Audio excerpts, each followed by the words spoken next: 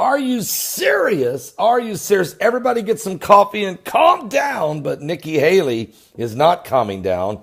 She's extremely upset at the dire consequences over the Syria military assault that's being done right now by the Iranians and the Russians. Matter of fact, and Assad for that matter. Here's what's going on. U.S. Ambassador to the United Nations, Nikki Haley, has just warned Russia and Iran of dire consequences if they continue the airstrikes against this last rebel-held area there in Syria in Idlib province. She said the U.S. would respond if any use of chemical weapons is done.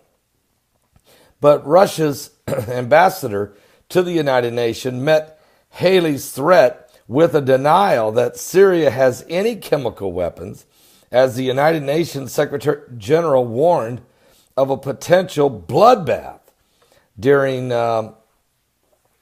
last night's UN Security Council meeting on the crisis in Idlib, Syria. During what was the second session on Idlib in 4 days, Haley told the council that the world has seen a clear military escalation in this month by Russia and the Syrian regime, whose forces have conducted more than 100 airstrikes on the civilian population there.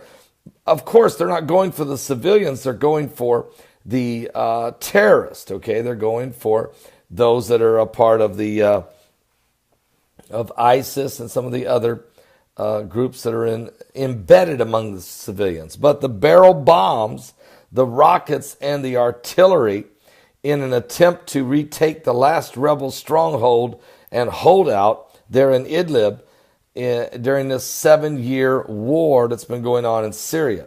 Haley accused Russia and Iran of having little interest in the political solution and called their actions those of cowards instead of in a bloody military conquest. Quote, if Assad, Russia, and Iran continue down this path they are on, the consequences will be dire, she said.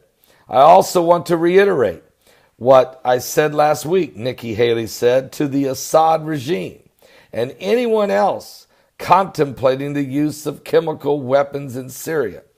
The United States follows through when we said that we would respond to the use of chemical weapons, and we are standing by this warning.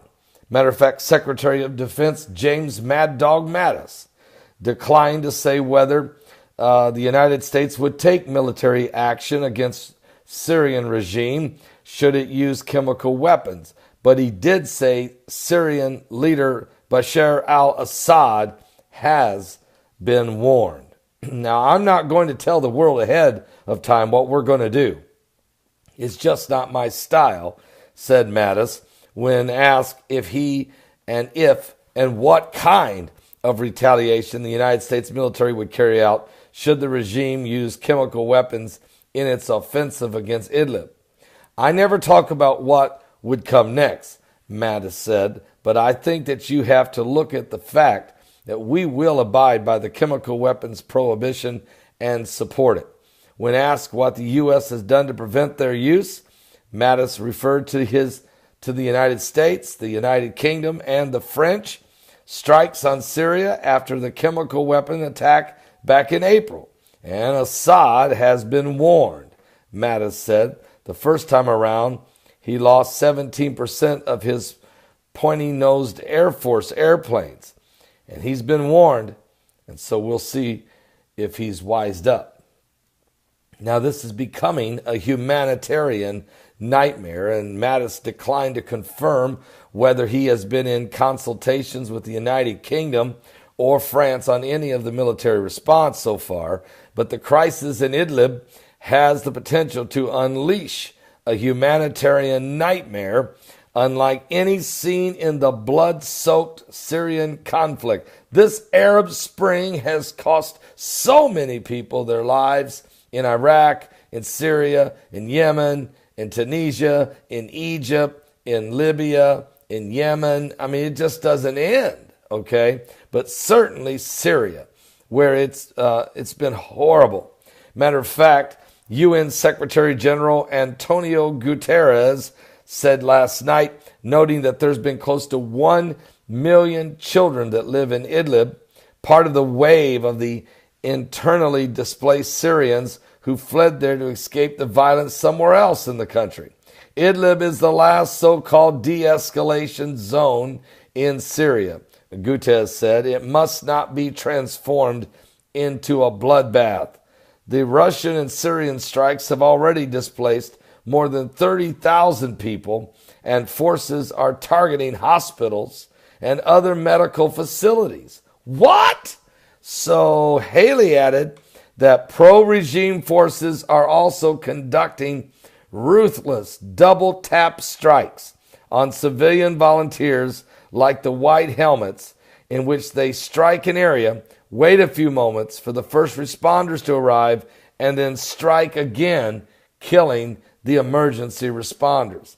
The United States is long past taking Russia and Iran at their word that they are generally interested in protecting the civilians of Idlib from further violence. Haley said, no matter what type of weapons or methods are used, the United States is strongly opposed of any escalation of violence in Idlib.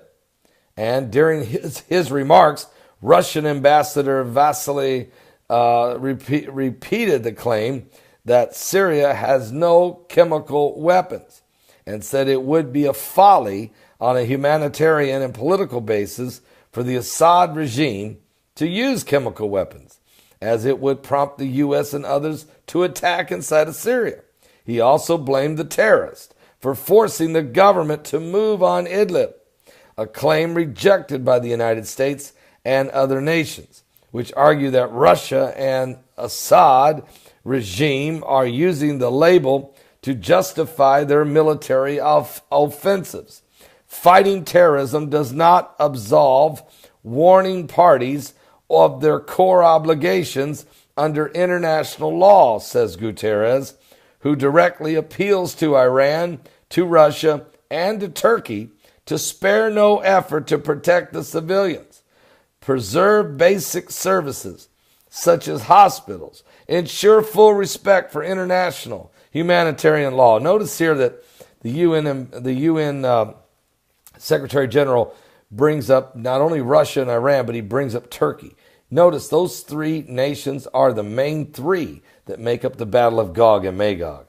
And now, as I told you, they've been working together, they've been holding summits together, and they're all three in on this Idlib situation. Now, CNN reported last week that the United States officials have grown worried that an assault on Idlib could involve the use of chemical weapons if the rebels are able to slow regime advances.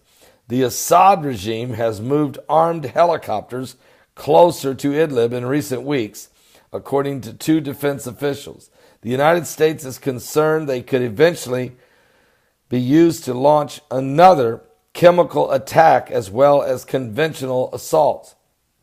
Now, Russian diplomats also summed up last week's summit among Russia, Turkey, and Iran as a major milestone in restoring peace and ensuring lasting settlement in Syria. The three countries had failed to reach an agreement for a ceasefire, however, prompting that Sweden and other nations to again warn of a humanitarian catastrophe should the Syrian government, backed by Russia, wage a military offensive on Idlib, where millions are at risk. Haley said the failed summit was another indication that Russia, Iran, and Syria are not interested in the political solution, telling the council that those parties have had every opportunity to demonstrate their credibility as constructive actors in Syria. Russia, Iran, and Assad are demolishing Idlib and asking us to call it peace.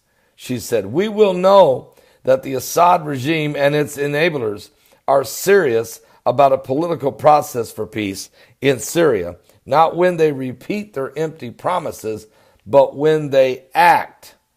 So obviously, Nikki Haley and the Trump administration very upset, sending a strong warning to Russia, to Iran, and to Assad of the dire consequences that they could face, and certainly the horrific loss of life and devastation to the city and Providence area of Idlib. Pray for peace, folks. We're seeing the Middle East is up in smoke, and it's not just the Middle Eastern nations fighting each other, but of course it's the United States and the Russians using proxies to square off at one another. It's an ugly world. It's a dangerous world. But it is the world we live in. It is the last days. The Bible said there would be wars and rumors of wars. Nations would rise against nation and kingdom against kingdom. We're in that day today. Give your life to Jesus Christ. He's coming soon. He's coming sooner than any of us would care to realize.